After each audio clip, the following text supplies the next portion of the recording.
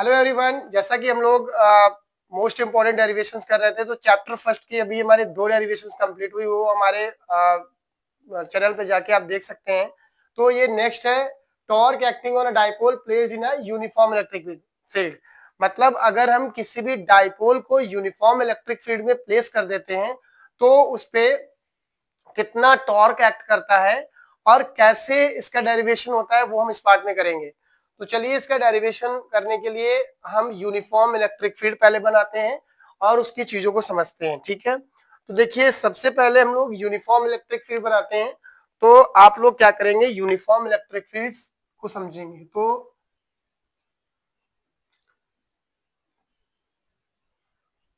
तो इस टाइप से आप लोग यूनिफॉर्म इलेक्ट्रिक फील्ड ड्रॉ कर लेंगे। तो ये हमारी यूनिफॉर्म इलेक्ट्रिक फील्ड, मतलब देखो यूनिफॉर्म इलेक्ट्रिक फील्ड का मतलब हो गया कि हर एक पॉइंट पे डिस्टेंस बराबर हो। थोड़ा बड़ा ज्यादा लग रहा है बट आपको यूनिफॉर्म का मतलब बराबर डिस्टेंस होनी चाहिए पैरेलल लाइंस के बीच में। ठीक है, तो ये हमारा इलेक्ट्रिक फील्ड का डायरेक्शन हो गया।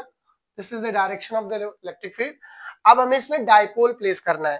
तो डाइपोल हमने पिछले पार्ट में पढ़ाया भी है और डाइपोल की बात करते हैं। तो डाइपोल हमने बताया था two equal and opposite charges. तो देखिए एक माइनस का क्यू चार्ज हमने यहाँ पे रखा और एक हमने क्या किया, यहाँ पे प्लस क्यू चार्ज रखा। ठीक, तो हमारे दो चार्ज हो गए, माइनस क्यू और प्लस क्यू। ठीक है, एक हमारा माइनस क्यू चार्ज हो गया और दूसरा कैसा हो गया, प्लस क्यू चार्ज। अब बेटा देखो आप लोग क्या करोगे, इसमें हम फोर्स की बात करेंगे। तो देखो ये पॉजिटिव चार्ज है तो एक डायरेक्शन ऑफ फोर्स का F1 मान लीजिए इधर हो गया और F बराबर आपको क्यू इंटू फॉर्मूला होता है। ठीक है, ये F1 हो गया और दूसरा फोर्स ये F2 हो गया, ये ऐसे F2 लग रहा है और F2 बराबर हो जाएगा माइनस का Q इंटू ई। ठीक है, अब देखो हमने ये पढ़ा था डाइपोल हमेशा two equal and opposite charges के बीच में तो लगता है, लेकिन उनके बीच की कुछ ना कुछ तो डिस्टेंस भी होती है। सपोज दैट डाइपोल मान लीजिए यहाँ पे एक्ट कर रहा है, डायरेक्शन ऑफ डाइपोल पढ़ाया था हमेशा नेगेटिव टू पॉजिटिव होता है। डाइपोल यहाँ से लेकर यहाँ तक का डिस्टेंस जो है वो डाइपोल का 2l है। ठीक, अब हमने आपको ये बताया है कि जो डाइपोल इंक्लाइंड है, मतलब एंगल पे रखा है, वो थीटा एंगल पे रखा है। अब हम इसको बाद में पहले रिजॉल्व बाद में करते हैं, पहले आगे की बात करते हैं। ठीक है, ये आपको डायग्राम बनाना है। कैसे बनाया मैंने देख लो फिर से। ये प्लस क्यू चार्ज है, माइनस क्यू, हमने एक डाइपोल रखा किसमें, यूनिफॉर्म इलेक्ट्रिक फील्ड में। उसमें हमने क्या किया, ये 2l हमारा the distance between the two charges. Dipole हमेशा हाफ डिस्टेंस पे लगता है, इधर से l इधर से l, तो 2l is the whole distance. ठीक, नाउ अगर अब हम बात करते हैं कि इसमें कैसे करना है, तो हम पहले ये पता कर ले कि इन डाइपोल पे नेट फोर्स कितना लग रहा है। मतलब जब किसी भी डाइपोल को हम यूनिफॉर्म इलेक्ट्रिक फील्ड में प्लेस करते हैं तो कितना उस पे नेट फोर्स लगता है। ठीक है, तो चलिए नेट फोर्स कैलकुलेट करते हैं। पहले तो force due two plus Q charge, मतलब जो आपका पॉजिटिव चार्ज है उसकी वजह से कितना फोर्स लग रहा है। तो देखिए आपने बेसिक इसी चैप्टर में पढ़ा है और नहीं पढ़ा तो मैं आपको फिर बताता हूं। क्योंकि देखो फोर्स का जो एक फॉर्मूला इलेक्ट्रिक फील्ड का होता है वो E बराबर force acting per unit test charge होता है। ठीक है, लेकिन हमें यहाँ पे ये चार्ज भी पता है, इलेक्ट्रिक फील्ड E है और फोर्स पता करना है। तो बेटा देखो यहाँ से आप अगर मान लीजिए F1 फोर्स निकालते हो तो F1 इज इक्वल टू क्या हो जाएगा, ये Q इंटू ई हो जाएगा। देखो ये Q ये E, तो ये Q इंटू ई तो लिख सकता हूँ क्योंकि यहाँ पे प्लस चार्ज मतलब इसका मैग्नीट्यूड प्लस Q है तो इसलिए प्लस Q। तो F1 बराबर QE along the direction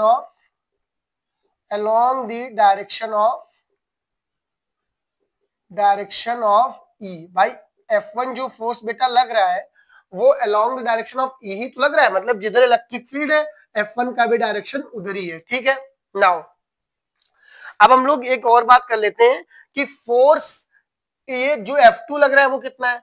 तो force due to minus Q charge, मतलब जो आपका निगेटिव चार्ज है उसकी वजह से फोर्स कितना लग रहा है।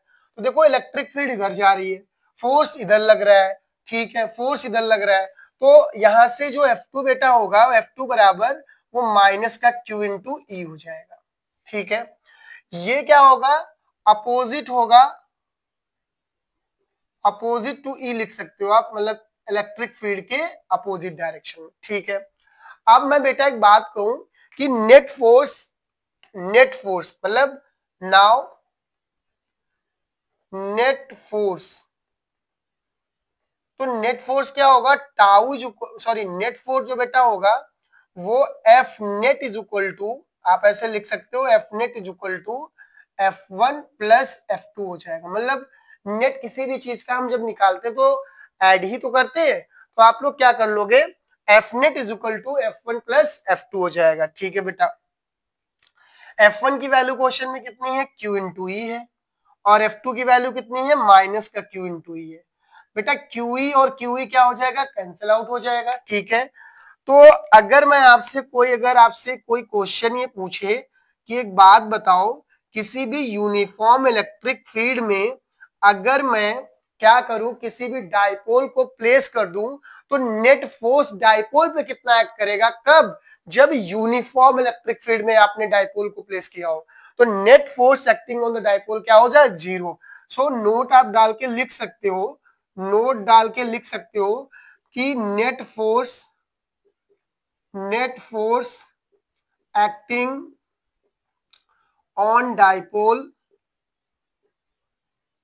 will be zero when placed in uniform electric field. मतलब मैं ई लिख दे रहा हूं, यूनिफॉर्म ई का मतलब यूनिफॉर्म इलेक्ट्रिक फील्ड। क्लियर, तो बेटा ये तो हमने, हमारा मेन मोटिव तो टॉर्क को कैलकुलेट करना, ना कि फोर्स, बट हमने ये बताया, ये यहां तक कर लिया कि जो नेट फोर्स इस पे होगा वो क्या हो जाएगा, 0 हो जाएगा। ठीक, नाउ इसको नोट कर लेना। मैं यहां से इसका टॉर्क निकालता हूं कि what is the torque acting on the dipole. ठीक है, ये तो सबने पढ़ लिया। अब बेटा एक चीज बताओ, टॉर्क क्या होता है, किसी भी बॉडी में टर्निंग इफेक्ट प्रोड्यूस करना। मतलब कोई बॉडी है और उसमें हम कहूं कि टर्निंग इफेक्ट प्रोड्यूस करना। अब जैसे ये मार्कर ही है, इस मार्कर में हम कहते हैं कि चलिए टॉर्क प्रोड्यूस कराइए, तो टॉर्क क्या प्रोड्यूस करेगा, इसमें जब टर्निंग इफेक्ट प्रोड्यूस होगा, इसका मतलब है कि बॉडी किसी एक्सिस पे ऐसे रोटेट करना चाहिए।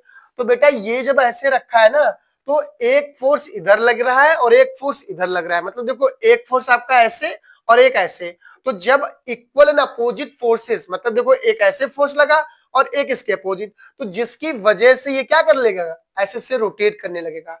इसका मतलब है ये जो है, ये बॉडी ऐसे रोटेट करना स्टार्ट कर जाएगी।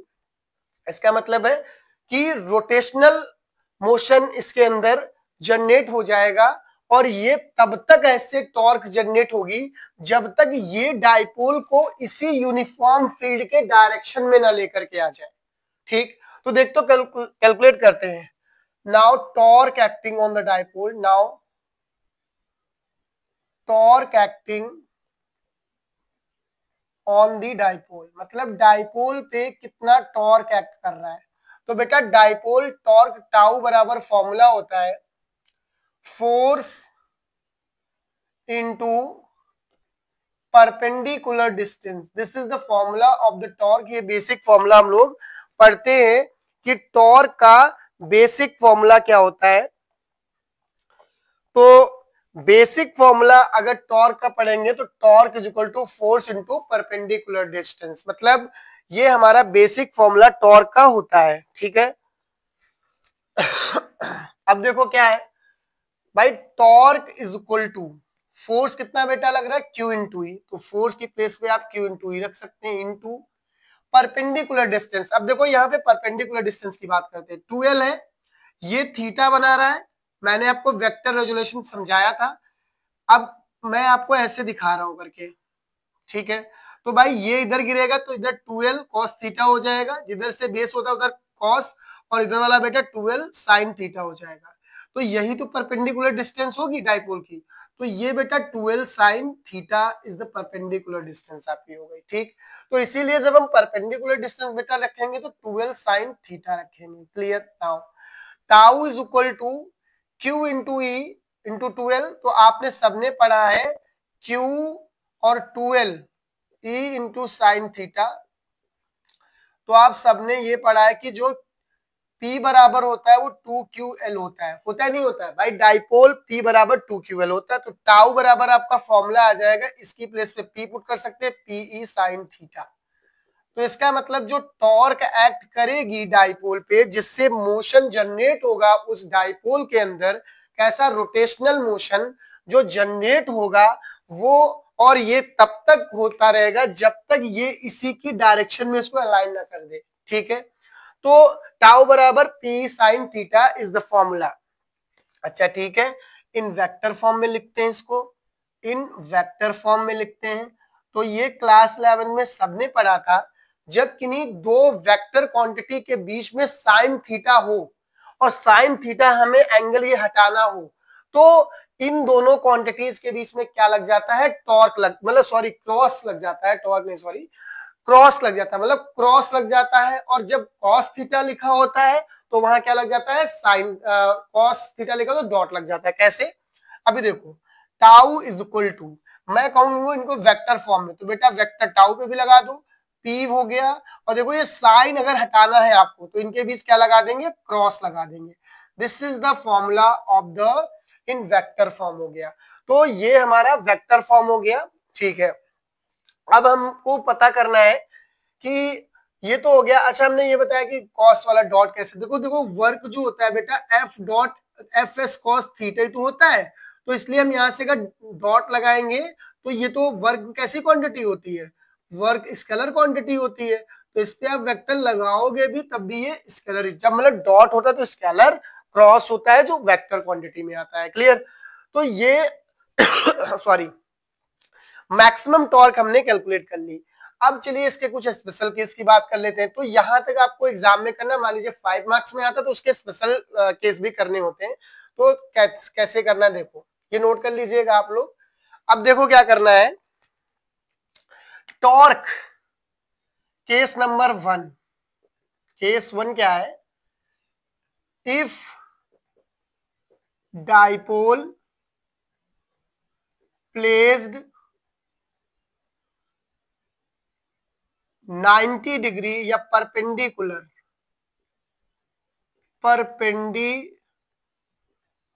टू इलेक्ट्रिक फील्ड, अगर मैंने डाइपोल को क्या किया, इलेक्ट्रिक फील्ड के पैरेलल प्लेस, मतलब सॉरी इलेक्ट्रिक फील्ड के परपेंडिकुलर, मतलब इलेक्ट्रिक फील्ड इधर जा रही, डाइपोल मेरा ऐसे हो जाए। तो बेटा देखो इलेक्ट्रिक फील्ड उधर जा रही, डाइपोल का डायरेक्शन अपवर्ड डायरेक्शन में है, तो इस समय आपने कहा है थीटा कितना हो जाएगा, 90 डिग्री हो जाएगा। तो बेटा टॉर्क जो लगेगा वो पीई साइन 90, और साइन 90 की सबने वैल्यू पढ़ी है, टॉर्क की साइन 90 पे कितनी होती वैल्यू 1, तो पीई इंटू 1 लिखा। तो टाउ मैक्स हमें कब मिलेगा, जब हम ये क्या किस कंडीशन को अचीव कर ले जाए, किस कंडीशन को अचीव कर ले जाए, जब ये इलेक्ट्रिक फील्ड का डायरेक्शन इधर हो और इधर ये ऐसे हो जाए। क्लियर, मतलब डाइपोल कुछ ऐसे हो जाए, इलेक्ट्रिक फील्ड ऐसे हो। क्लियर, नाउ नेक्स्ट कंडीशन क्या है कि अगर मान लीजिए केस नंबर 2 है, कि केस नंबर 2 इसका देखो क्या है, केस नंबर 2 है, if dipole is parallel to the electric field, मतलब डाइपोल को अगर मैं इलेक्ट्रिक फील्ड के क्या कर दूं, पैरेलल कर दूं, if the dipole is placed parallel to the electric field, ठीक है, देन याद रखना फोर्स एफ नेट जो होगा वो तो 0 हो जाएगा, लेकिन जो टॉर्क है टाउ मैक्स वो 0 नहीं होता है, जबकि थीटा यहाँ पे 0 है। याद बात ये रखना, बहुत स्पेशल केस है ये, कि the dipole is parallel to the electric field, dipole जो है वो इलेक्ट्रिक फील्ड के पैरेलल रखा है, लेकिन उस केस में नेट फोर्स तो 0 है लेकिन टाउ मैक्स 0 नहीं है। इस केस में भी आपको मैंने क्या बताया था, रोटेशनल मोशन होता रहेगा। क्लियर, नाउ लास्ट केस देखो क्या है, लास्ट केस मतलब ये तो केस 2 तक हो गया, एक और मैं क्वेश्चन बता रहा हूं, ऐसे ही याद रखना कि अगर मान लीजिए आपसे कोई ये पूछ दे कि एक बात बताइए कि ये तो चलिए हमने डाइपोल को यूनिफॉर्म इलेक्ट्रिक फील्ड में प्लेस कर दिया है। किसमें प्लेस कर दिया है? यूनिफॉर्म इलेक्ट्रिक फील्ड में। अगर बेटा इस डाइपोल को यूनिफॉर्म इलेक्ट्रिक फील्ड में ना रखा जाए, मतलब नॉन यूनिफॉर्म इलेक्ट्रिक फील्ड में प्लेस कर दिया जाए, तो इफ डाइपोल, ये नोट कर लीजिएगा सब लोग, if dipole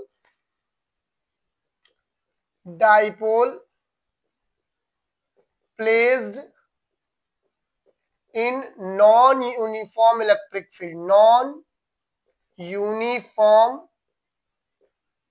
electric field, clear. तो बेटा जब आप इसको नॉन यूनिफॉर्म इलेक्ट्रिक फील्ड में प्लेस कर दोगे तो देखो नेट फोर्स भी जीरो नहीं होगा, बात याद रखना, क्योंकि नॉन यूनिफॉर्म इलेक्ट्रिक फील्ड है भाई, इलेक्ट्रिक फील्ड सेम नहीं है।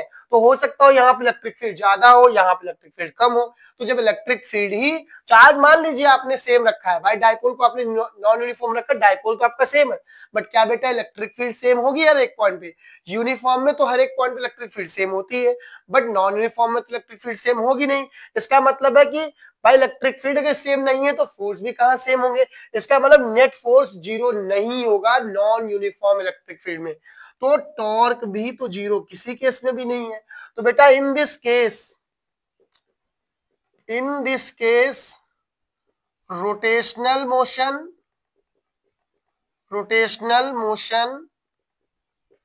As well as translational motion, दोनों टाइप के मोशन जनरेट होंगे, याद रखना इस बात को। अब ये क्वेश्चन आपको कॉन्सेप्ट को समझना है कि जब भी किसी भी डाइपोल को नॉन यूनिफॉर्म इलेक्ट्रिक फील्ड में आप प्लेस करेंगे तो उस समय नेट फोर्स तो जीरो होगा ही नहीं, क्योंकि बेटा इलेक्ट्रिक फील्ड तो सेम है नहीं, क्योंकि नॉन यूनिफॉर्म का मतलब हो गया क्या कि इलेक्ट्रिक फील्ड हर एक पॉइंट पे अलग अलग, इसका मतलब फोर्स जीरो नहीं, टॉर्क भी जीरो नहीं। तो in this case rotational motion as well as a translatory motion होगा इस डाइपोल का। क्लियर? तो समझ में आया। नेक्स्ट वीडियो मिलते हैं, पढ़ाई करते रहिए, बाय बाय, टेक केयर।